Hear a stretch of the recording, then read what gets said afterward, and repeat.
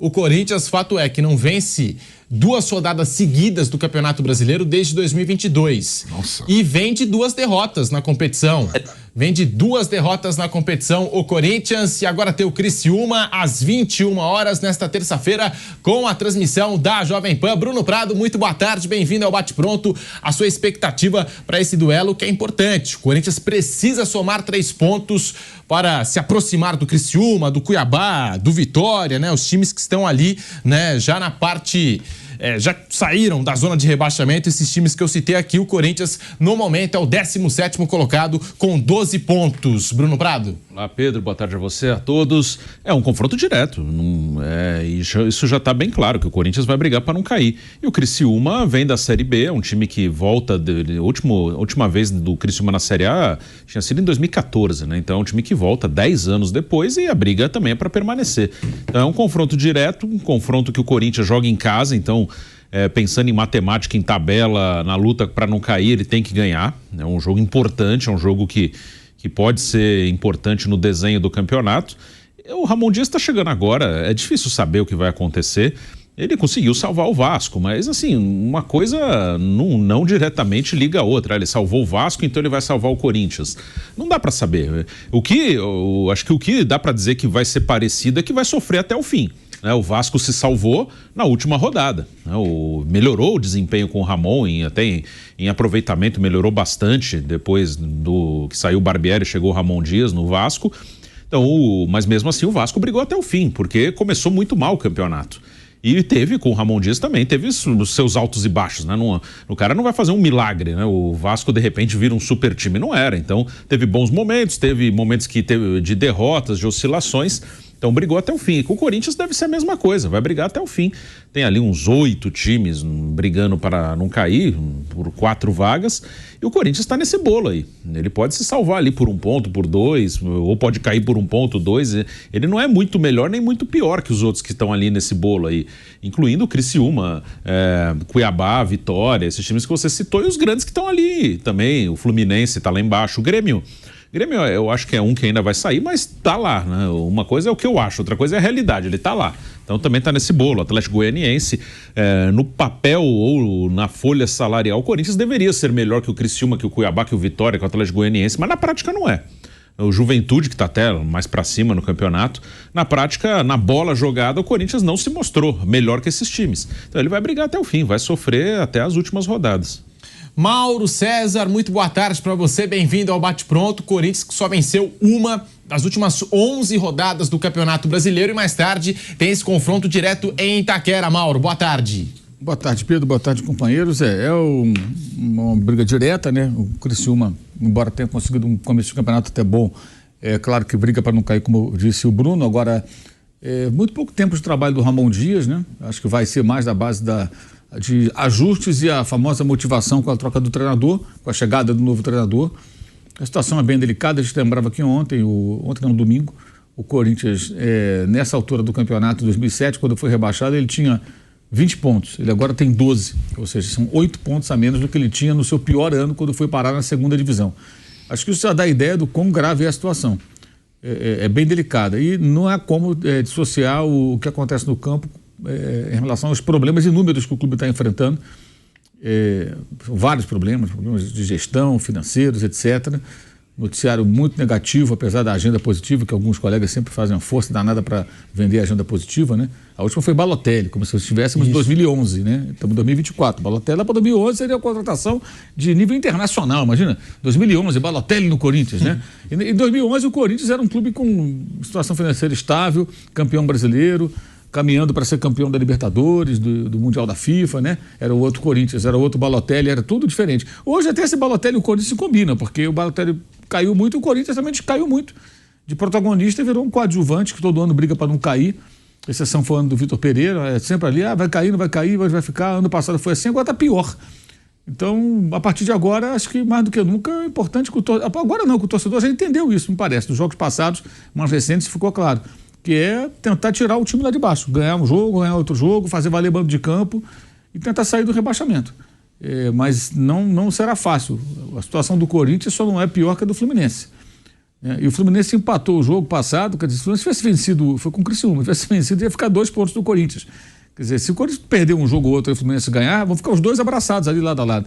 Situação muito, muito, muito delicada, muito difícil, e o Ramon Dias vai ter que fazer no Corinthians o trabalho que ele não fez no Vasco. O trabalho no Vasco foi fraco, foi aquém. Ele vai ter que surpreender positivamente para poder salvar esse Corinthians. E falou sobre o Balotelli. O Ramon Dias foi apresentado no Corinthians, falou sobre vários assuntos, aquilo que ele espera do elenco, qual vai ser a briga do Corinthians no Campeonato Brasileiro. Ele surpreendeu ao falar sobre o que ele considera a briga do Corinthians na competição.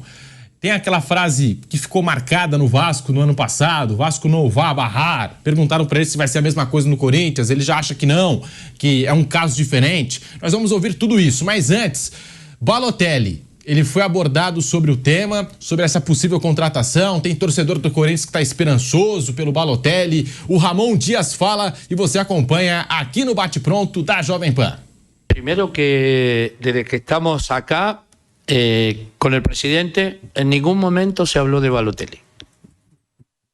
Me parece que lo que yo vi desde afuera, que se habló mucho, pero no a nivel institucional. No a nivel club. Esto es muy simple. Para nosotros, Balotelli no está en los planes de lo que es para el futuro. Es muy simple. Es eso. Foi direto, hein, Vamp? Foi direto, disse que esse assunto Balotelli não passou pelo presidente, eles não conversaram sobre esse tema, sobre essa possível contratação, esfriou qualquer tipo de possibilidade do Balotelli reforçar o Corinthians, Vampeta. Mas é uma boa contratação se chegar? Ô, Pedro, a gente falou, eu não vi do Augusto, né? Saiu que alguém especulou isso, alguém lá, acho que alguém da base, alguém de análise de desempenho, né? Não vi da própria diretoria, né? Falando, não, temos interesse, tudo, né? O Ramon Dias fala, não preciso de nada agora, o grupo é bom e vamos sair dessa. E o pessoal gostou muito do discurso dele, que não fez, vamos abarrar. Ele fala, vamos subir, e faltam muitos jogos, né? De fato, faltam aí mais de... Hoje é a 16ª rodada, né? Então vai ficar faltando aí... o jogo de hoje, 17ª. 17ª rodada. Então fica faltando 21 jogos, 63 pontos. Tem um turno inteiro pela frente. Um turno todo, né?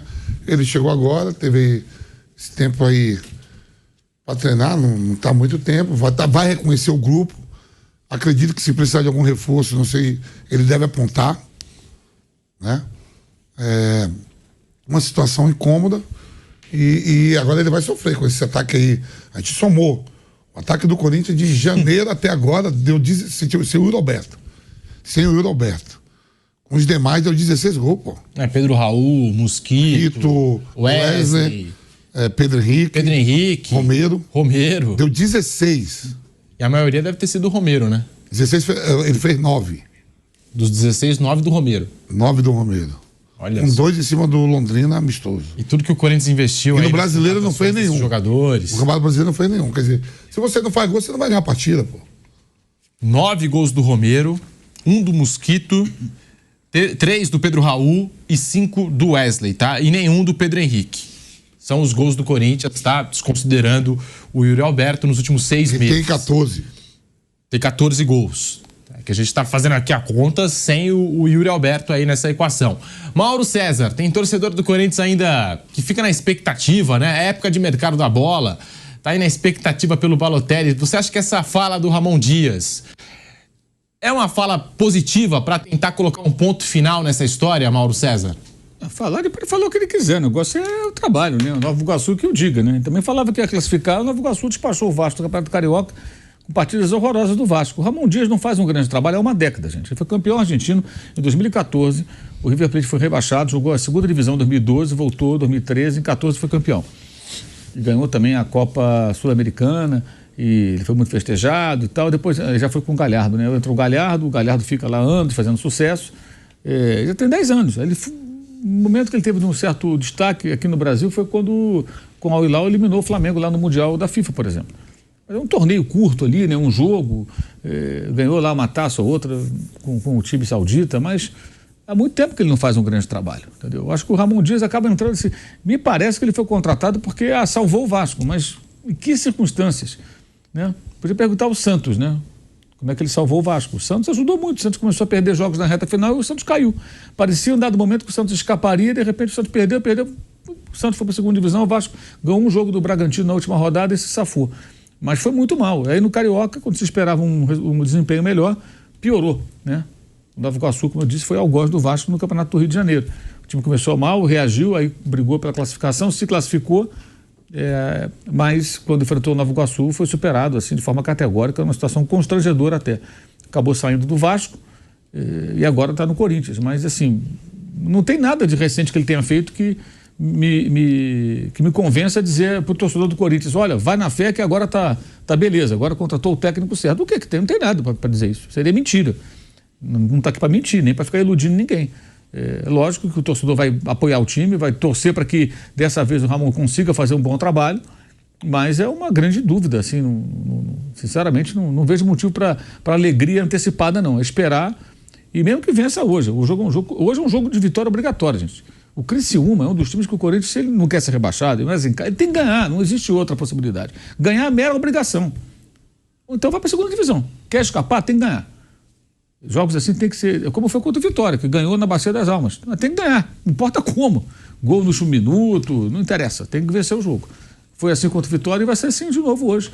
São times que vieram da Série B. Você vai jogar com o time que vem da Série B, você tem que pensar em quê? Esse time tem que vencer. Porque é um potencial candidato a não cair, né? É um time de briga contra o rebaixamento. E quanto mais o Corinthians puder puxar esses times lá para baixo, melhor. Agora, se eles desgarram, fica mais perigoso. O próprio Vasco, sem o Ramon Dias, né? E sem o Boina lá, o Álvaro Pacheco também, que foi embora, né?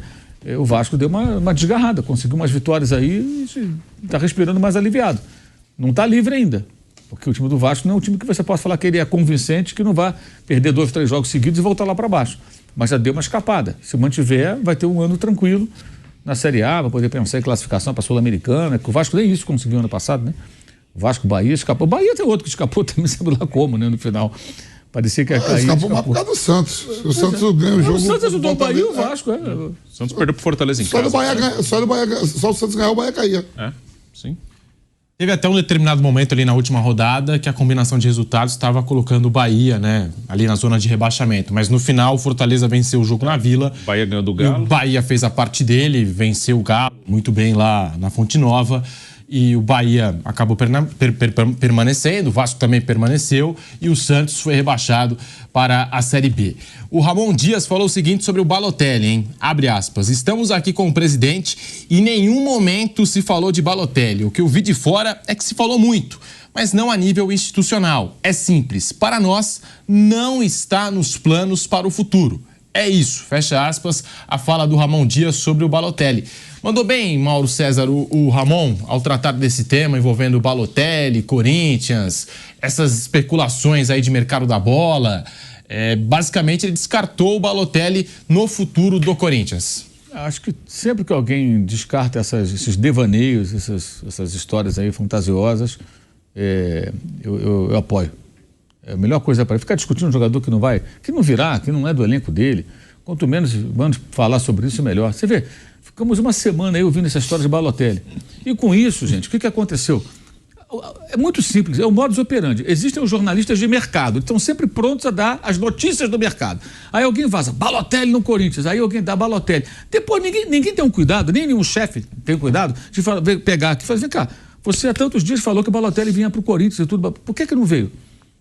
Porque assim, é normal que o jornalista dê uma informação, eventualmente a fonte pode te enganar, o fato pode não se concretizar, mas assim, cara, quando que o Balotelli esteve perto do Corinthians? Por que ele ocupou todo o espaço no noticiário?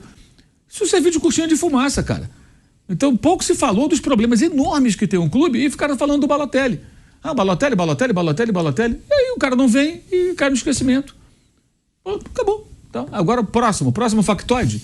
E sempre tem alguém disposto a fazer esse tipo de serviço. De ficar soltando. Isso dá audiência, dá clique. Entendeu? E aí o torcedor embarca nessa, e a imprensa fica debatendo isso. Eu sempre falo aqui, Balotelli não vem. Esquece isso. E se vir também é uma loucura. O Balotelli há 5 anos, quando o Flamengo tentou contratá-lo, já era um nome controverso, né? E ele ainda estava no futebol italiano ali e tal. Agora, Brescia. Qual a situação do Balotelli? E foi sorte do Flamengo não ter contratado na época. Sempre digo isso, porque a não vinda dele significou meses depois a chegada do Pedro, por empréstimo depois do definitivo. Hoje você prefere o Pedro ou o Balotelli?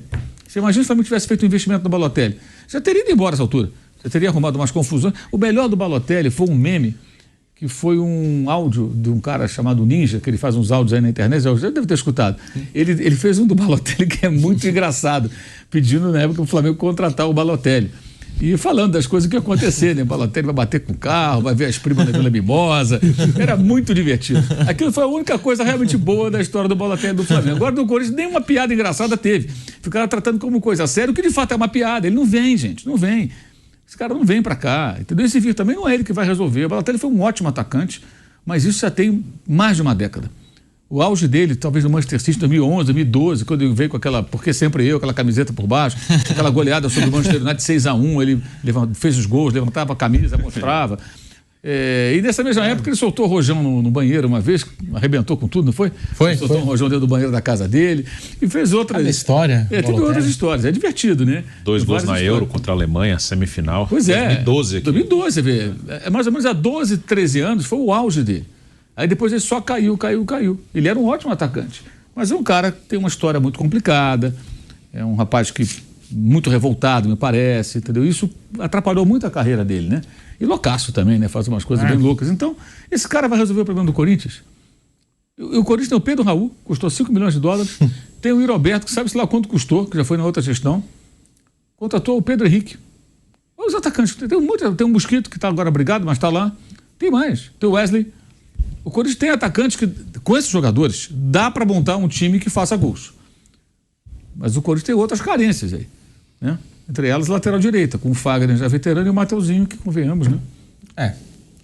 Aliás, vários gols que o Corinthians sofre estão acontecendo pelo lado direito, lá do Mateuzinho. Eu puxei a ficha aqui do Balotelli, ele ficou sem clube de julho de 2020 a dezembro de 2020, quando acertou com o Monza, da Itália.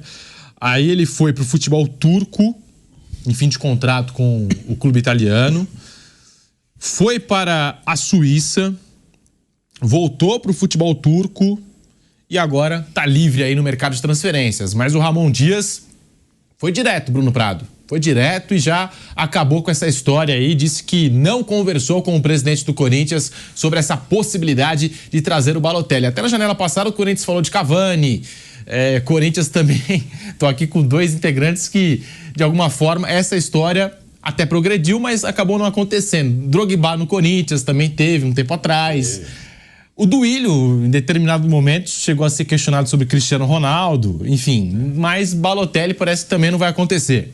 Então, não tem nenhum sentido lógico nisso, pela situação financeira do clube e também pelo Balotelli, né? É aquela esperança, ó, estamos no buraco, quem sabe vem um cara aí para salvar a gente. É por isso que alguns torcedores apoiaram isso. Vai vir um cara aí, já jogou bem em algum momento, quem sabe esse cara aí joga pelo menos por um tempo bem, a gente se salva. Pelos que tem também, né? Que não faz nada, o cara cria a expectativa de tudo. Cria, mas assim, realmente, eu tô vendo aqui, você falou da ficha dele, ele jogou no Adana Demirspor, o time dele é na Turquia. E não foi para um Fenerbahçe depois, para um Galatasaray, assim, mesmo no futebol turco, assim, ele poderia ter ido para um dos melhores times ali da Turquia, né? Que é um futebol que não é o principal lá, mas é um bom... tem bom futebol ali, né? Principalmente nesses times mais fortes. A seleção mesmo chegou agora em quartas de Eurocopa. Só que, e a outra coisa, né, que o Balotelli, ele tá com 33 anos, né? Dá a impressão, às vezes, que ele é mais velho, né? Porque faz muito tempo que ele não joga bem. Ele começa jovem, ele se destaca, mas há muito tempo não joga bem. Então, às vezes, dá a impressão que ele já tem, sei lá, 38, 39, ele tem 33. Mas isso, se você olhar, a gente acaba vendo algumas exceções, o Messi, o Cristiano, que tiveram carreiras longas em alto nível, e tem alguns outros, eles são os 2 principais exemplos, mas tem muito jogador que com essa idade já está muito abaixo. O Hazard, por exemplo, o Pogba, tem muitos jogadores que ali com 31, 32, 33 já estão num declínio grande, seja por questão física, por questão emocional. O próprio Neymar está sofrendo muito com problema físico. Então, tem jogadores que... O Ronaldinho mesmo, com essa idade, já não jogava mais em alto nível. Então isso, acho que os que vão até perto de 40 são mais exceção do que regra, mesmo que isso tenha progredido. Hoje tem mais jogadores que chegam próximos dos 40 jogando em alto nível. Agora, imaginando aqui o marketing, seria muito bom, né, Vampeta? Torcedor ia querer comprar camisa. Tudo isso. Mas agora no campo já não sei. Tudo isso, no campo a gente não sabe. Tudo isso é porque, olha os atacantes do Corinthians, 16 gols. 16 gols. Contratou o Pedro Raul. Aí tá lá, tudo vai pra igreja, vai todo mundo pra igreja, todo mundo dorme cedo. Pedro Henrique teve aquela confusão lá até agora recentemente, extra-campo. E aí ele teve a confusão, voltou e jogou bem contra o Vitória. Ele jogou bem contra o Vitória depois da confusão. Foi bem, naqueles 3-2 lá. O Corinthians hoje precisa fazer gol, precisa não tomar gol. A defesa do Corinthians é frágil. Quando vai, quando os caras atacam, não tem dificuldade em fazer gol do Corinthians, o Corinthians tem dificuldade de criar. Né? Você vê que tem qualidade, eu falo pro Bruno, você vê que o Coronado ele tem qualidade, mas não tem força. Segundo tempo dele, do Galo, quando dá 15 minutos, tá todo mundo morto. Sim. Todo mundo morto.